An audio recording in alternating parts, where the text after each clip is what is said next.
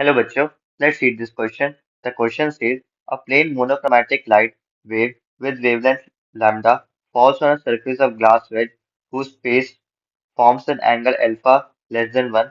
The plane of incidence is perpendicular to the edge. Angle of incidence is theta 1. Find the distance between the neighboring fringe maxima on the screen and placed at right angles to the reflected light. इस question के लिए की concept है usual equation for maxima. इस question में हमें given है कि एक ग्लास वेज है जिसका एंगल है ये वाला इक्वल टू अल्फा एंड वो है लेस देन 1 एंड इस पे कुछ लाइट इंसिडेंट है।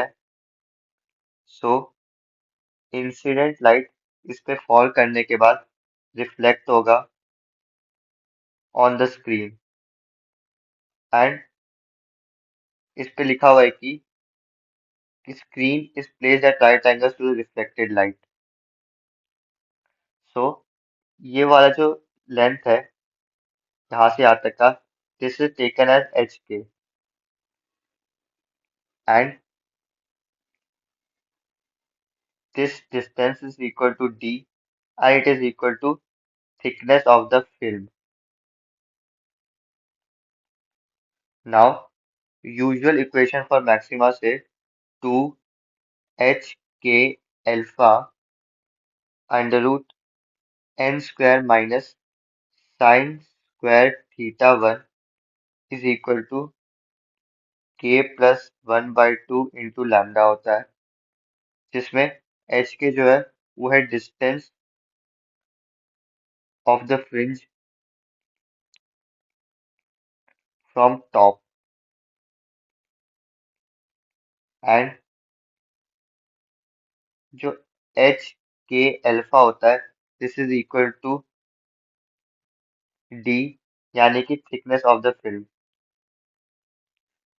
सो screen placed on at right angle to reflected light पे जो distance between the neighbouring fringe maxima होगा this will be equal to delta X and वो इक्वल होगा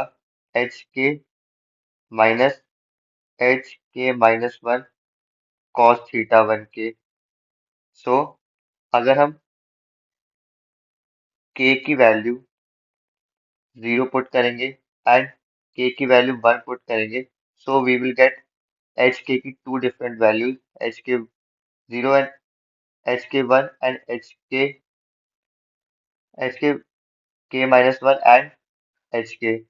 So for that value delta x के लिए की value होगी lambda cos theta 1 upon 2 alpha under root n square minus sin square theta 1. So the distance between the neighboring fringe maxima on the screen placed at right angles to the reflected light will be delta